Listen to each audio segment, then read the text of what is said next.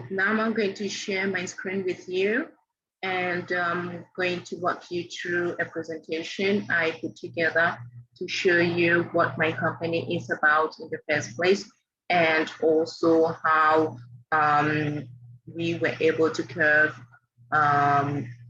through the pandemic, and we were able to boost sales just by going into agribusiness. As you can see, it's all about organic agribusiness opportunities that we have in Africa, but we're going to put an accent on Ghana because this is where I am based. Now, as you can see, we had COVID, and with the global epidemic, it comes with its pros and cons. So some of the cons you see here, that if the global economy was in deep crisis, and according to the World Bank, it is the worst economic recession of all times after World War II. We also had the travel restrictions and border closures, and the situation was similar everywhere in the world, and Ghana was with no exception. We had border closures for about a month, I think. We also experienced or had the fears of health and human crisis threatening the food security. And in some cases, I remember that we were not able to export soybean to other countries because we didn't know what will transpire in the following months in case we had to export these crops and what happens to the local market.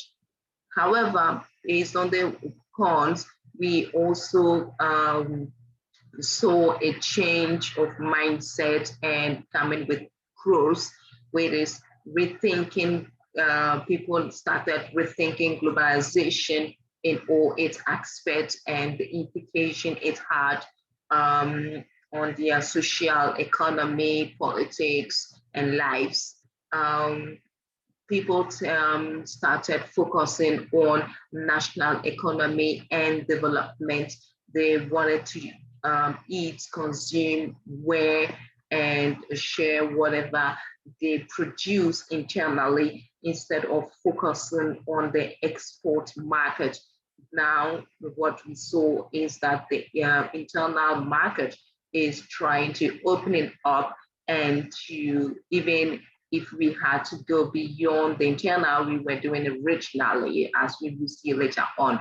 We also had a change of behavior, customers' behavior, when it came to digitization of businesses and in the sector.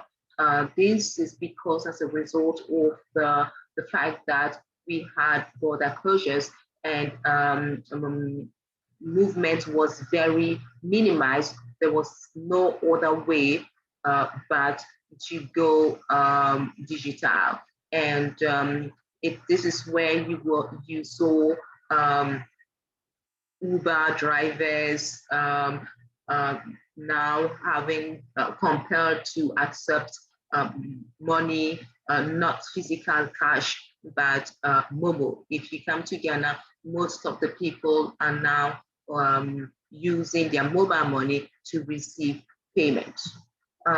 With this said, most of the sectors had or faced lots of challenges with some of the company businesses in various sectors, such as tourism sector, for instance, which was badly hit. Some of the companies have to even shut down or suspend business for a while. We realized that the agribusiness or the agriculture sector was the one now driving the economy, national economy. That is why I said we do Sankofa. Sankofa meaning we go back to our roots, where we will put together Mother Nature with technology. With this said, we focus on agribusiness. And in agribusiness, we have the farming, organic farming, and artisanal production of local articles. This is now boosting, it's a new trend, business trend, which is currently ongoing. Because of COVID, it paved way to that. People are going into farming, not just ordinary farming, but organic farming, because it's more sustainable that way. We saw local and regional international trade going more, thinking more sustainability aspect of it, putting in place policies to be more sustainable. You saw that there were lots of webinars and coaching sessions taking place online. All of them, or most of them, were preaching about sustainability, because we saw how bad the situation is, and if we don't pay attention, we are putting our world or our environment in danger. It's already, so we need to protect it somehow. Then we saw also partnerships. This is where partnership between farmers, the key partners, the farmers, the small scale producers, logistic companies, the banks, they were all together trying to mend each other and to find ways and solutions to accommodate each other's needs. This is where we saw a spring up of national fintech companies, such as in Nigeria, Ghana, Kenya. Nowadays, we don't only focus on PayPal for online payment solutions.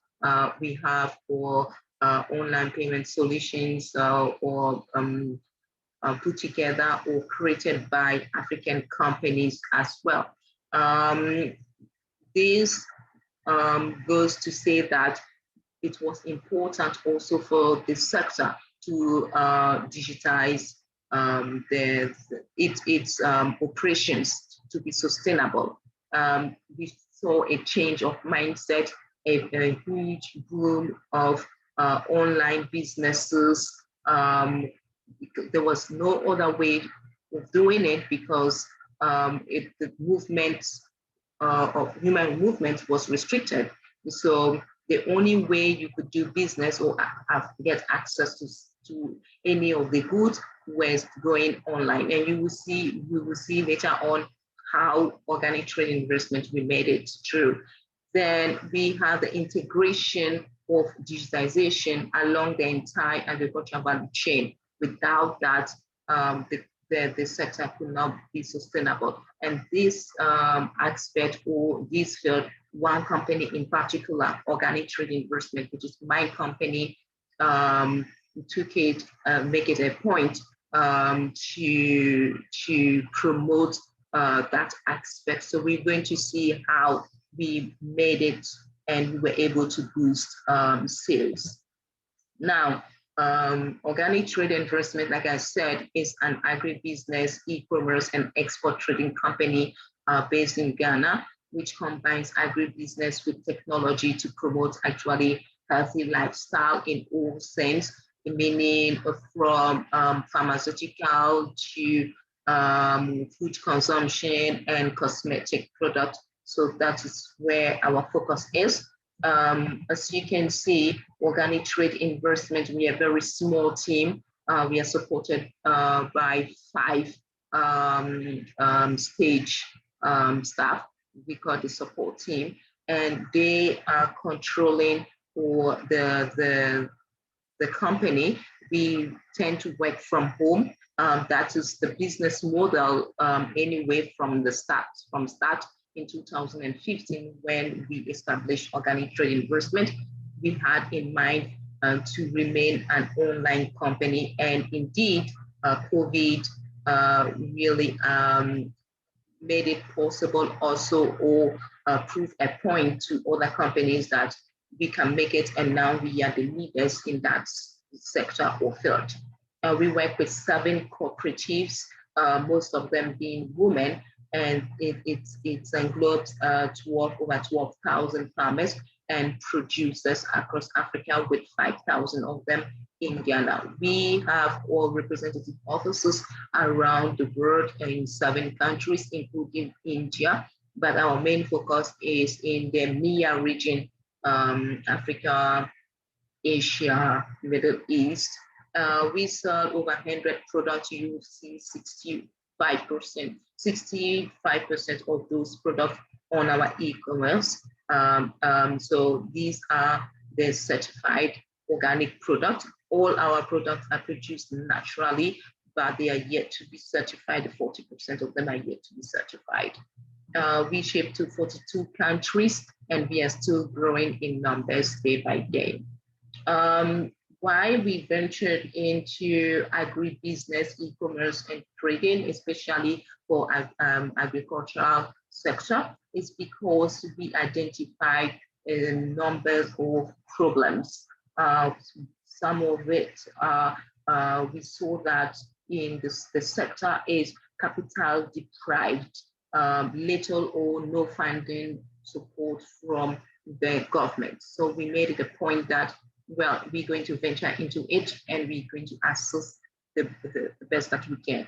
We also saw that there was a lack of understanding of the market from the farmers and the small scale producers, because due to training program which is inadequate. That is why you will see later on that we partner with ITC. We are members of She Trade, which is a program that is certified ITC for women in business. And as we speak, all our backstage staff are enrolled onto the platform. They acquire knowledge, and then they give it back to our farmers on the field, and they have to implement whatever we have been taught. That doesn't mean that we teach the farmers how to farm, or the producers of share how to produce their shea butter. They've been doing it for generation to generation. Or what we give, it's a plus, is how the market responds to and what the market needs are, and how they have to package it in a certain way just to meet the market needs. We also saw a high exploitation of farmers. This is because most of the small-scale farmers and producers are not in relations or direct relations with the off-taker. So they tend to get a very small fraction of the real value for their product or production. And we found that, we thought it was unfair, and someone needed to do something about it. We also saw that in Ghana, mostly, there were no proper infrastructure per se, and we have some, it is poorly maintained or serviced. And so what you can see that in Ghana, most of the farmers or the producers are not mechanized. It's not to say that it is not good to produce the natural way. Yes, it is, but we are saying that if we mechanize some of the field, like crushing of the share, nuts, and all that, will be more productive, and then we'll be inclined then to be able to meet the needs of the market on a larger scale. So we also saw, finally, but not the least, the inaccessibility to reliable and timely market. As I mentioned before, most of the farmers, unfortunately, more than 50% of them have to rely on middlemen for a market. And most of these middlemen, what they do is they are just interested in their money, and they don't really care about the well-being of the farmers without giving them the proper knowledge or that. So these farmers, all what they do is they tend to produce without understanding what the market needs are. And so more than 30%, almost 40% of their crops go into waste. So we will see how we manage that problem as well. So all this problem was not an issue for organic trade investment. On the contrary, we saw it as advantage to create a business out of it. So we have created a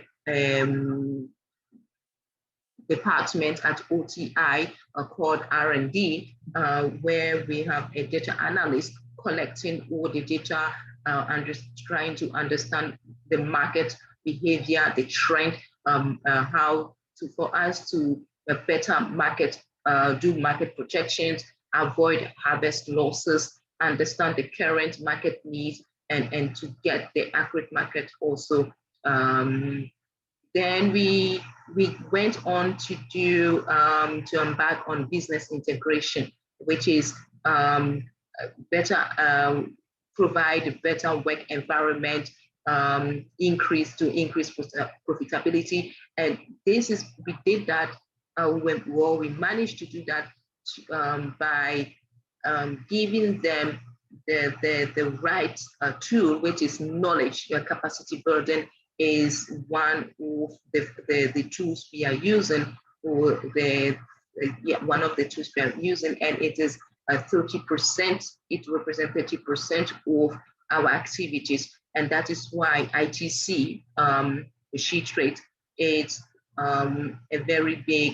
plays a very big role in our success, because without them, it might have been a bit difficult. We wouldn't get to where we are today, because the training they are giving is 100% free, and it's at all times. You just log in and you appraise yourself with information or data and all that.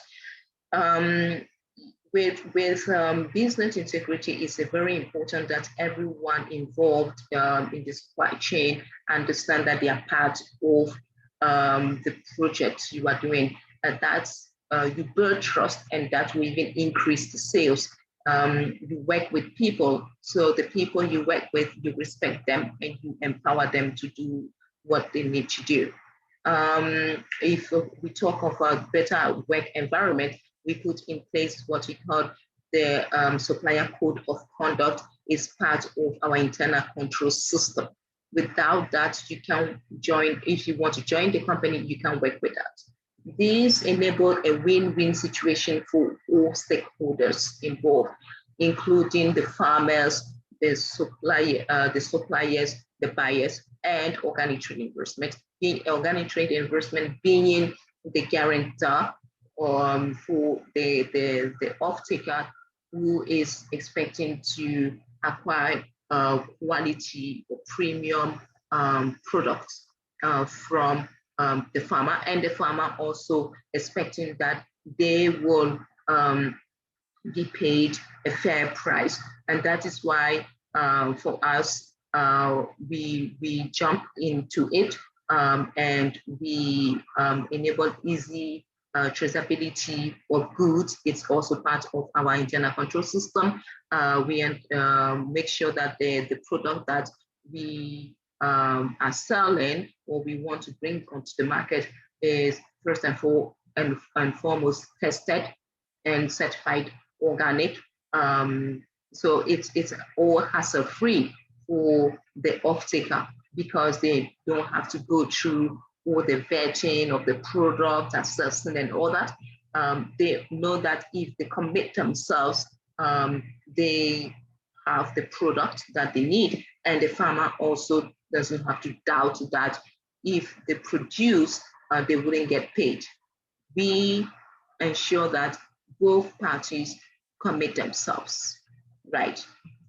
Now, these are some of the solutions based on the opportunities or the challenges we identified. We came up with, so some of the solutions are, and foremost, the digitization of operations, the entire operation, from when the selection of crops to harvesting and packing, and then the logistic part of it to when the client is consuming the product. So we use e-commerce techniques to restructure the entire operational system. This enabled us to easily guarantee market linkage between all stakeholders. So there is a pool of reliable and very serious international and domestic off-takers. At OTI, we don't produce and keep it there. What we do is we produce on or the whenever someone orders, so they place an order, then we will produce, because we want to avoid post-harvest waste. This is all money that you are locking up, and it doesn't really make sense. So once the client has committed themselves, what we do is we go ahead and we produce. It's an easy access to finance. It creates that kind of easy access to finance, because if the client has committed himself, we use part of the money to then produce whatever a product they wanted. And this is also a big burden that we have taken off the shoulders of the suppliers or the farmers, because previously they would go to the bank, they would take a loan, and in the end they will produce, but then for the off-taker to say they are no longer interested. But what do they do with the product that has been already produced? So you see that they go back to the same cycle where they don't have funds, they owe the banks, and they don't have the market. But this is when then when everything is digitized and well structured and all that, we know what is going on, forecasting ahead of time, and the right product is being produced. The people involved are happy, well paid. We respond to market needs timely. Now, products that we came up with, some of them are the discovery product, and we'll see another one as we go on. So the first one we came up with and currently is on the market under OTI brand, which has been tested and approved and certified organic and gluten-free by Eurofin, is our organic white fonio grain and flour. So the fonio is the smallest millet in the world, and is by nature is gluten-free. Just by the way for the products. So what we do before a product gets onto the market, or before even we market or we list any of the product on our website or e-commerce, we do a lab test. We vet all the product and sampling all the product. We inspect the facilities, so towards auditing all the facilities and the farming, and we coach the people involved. We prepared them and we certify them when we think that we can work with them and they become our partners. This is when then after that, we will sign a supplier code of conduct.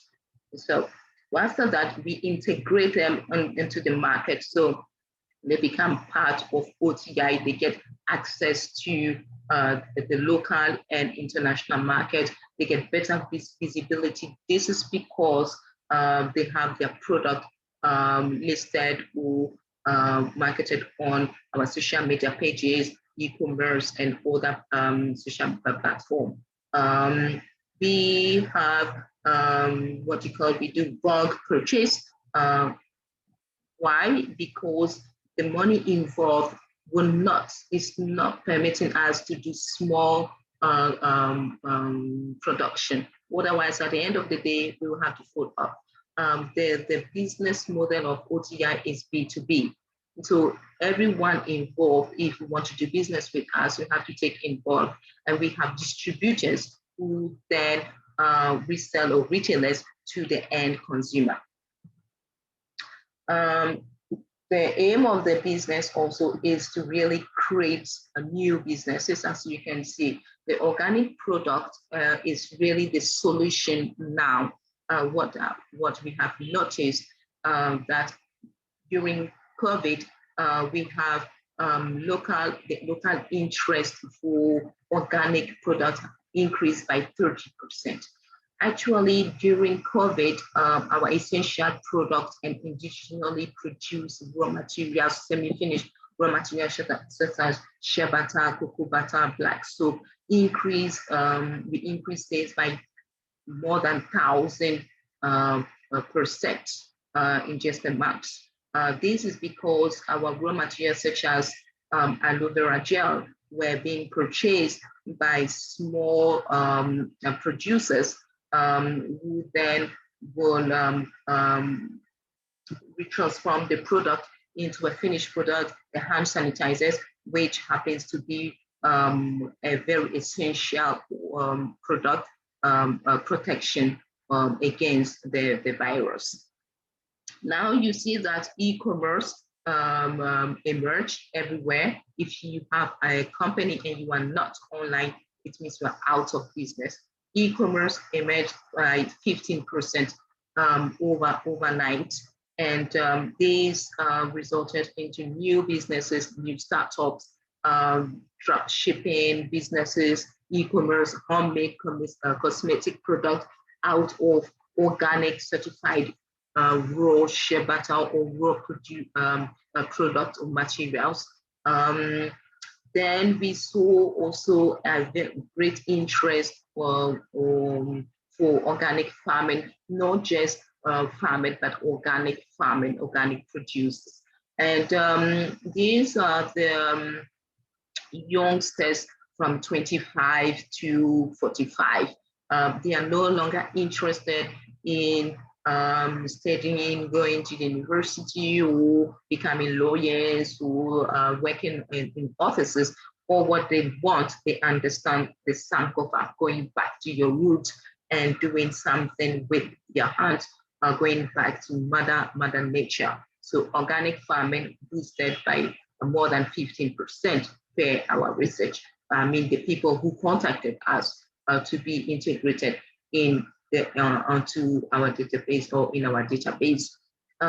When you look at the regional market, for instance, we had a 40% interest rate in a 40% raise interest in organic products, especially when it comes to the east and southern part of Africa. The African Continental Free Trade Era Agreement, for instance, is going to pave way for the biggest trade agreement between intra-African between African countries, and that is the biggest in the world. It's going to connect more than 1 billion people across 55 countries. Our main focus, we are taking advantage of this African Continental Free Trade Era Agreement to push more of our product into this market. The Eastern and South African countries, already we have a good market in South Africa and Kenya, where we have a base there, a good client, constantly buying our semi-finished product. We also have rediscovered Asian stuff. One of them is the fonio, but we also have the Bambara beans. And we also saw that more people are inclined to buy fonio organic products and use it to come up with their own product. Finished products such as cosmetic or even food, not necessarily commercializing it, but for their own usage. Then you see that all these success, the opportunities we have, it is also due to our business model. And this is an opportunity for everyone to succeed. Agribusiness, and that to say, combined with the new technology. Just some figures, for instance, OTI e-store, for instance, we generated over 30% of the sales through our e-store, and 12% of them are referrals from online platform and social media. We saw also a direct export and domestic retailers. Usually, we were more inclined to do business internationally, but with COVID, because of restriction and all that, people then appreciated our product more, and we had more people patronizing our raw materials. Some of them became distributors, like we saw new businesses, new ventures, and this is because they would buy our product with the minimum order quantity, which is the 100 kg, and they will rebrand it or relabel it, package it on their own, under their own label, and resell it to the domestic market. The same goes for the international market. We have retailers in some countries, such as Dubai or Saudi Arabia, where we have a representative office also. I saw most of the clients who purchase from us and are making a commerce or a venture out of it, are making profit not less than 15% profit margin on whatever they buy. We try to produce very healthy and high quality stuff at a very competitive price without suppressing the producers. By the way, our producers and farmers earn 50% more than the average farmer on the market. Now, as you can see, is that organic trade in investment is growing, fast growing. We started with around 200 farmers in 2018. Today, we are more than 12,000, and we are still growing. Every day, we receive more requests from new farmers wanting to join the company. And now we are recruiting or mobilizing more farmers and training them and integrating them in the system for us to establish a strong supply chain network with international importers. This is a sector which is still growing. It has lots of potentials, and I will invite every one of you to take advantage of agribusiness. If you are new in the business and you want to get in touch with me, feel free. My contact details are there. How you want to start your own drop shipping or small retailing shop with our product, organic certified semi-finished product, as some of our clients in Tanzania, for instance, started Vilo Valley. She buys some of our raw materials and she will label it or ship it or whatever to get finished product.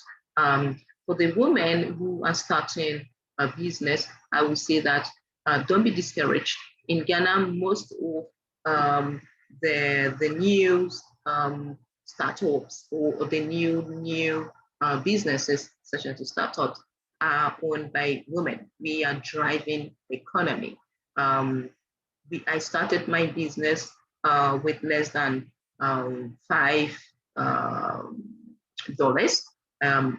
I think with time, with courage, with dedication, you will be able to do it. Never lose hope. just focus in whatever you are doing, and you succeed. All what you need to do is get a plan, and don't listen to negative comments. Just go by whatever you feel it is right, and also appraise yourself with understand the new trends, and get involved, network with the right people, especially acquiring knowledge on a daily basis. Get in touch or sign up to platforms such as She Trades or that, and trust me, you will acquire more knowledge. Just be strategic in your plans and you'll make it. If I made it, you can also make it. Thank you very much for hearing.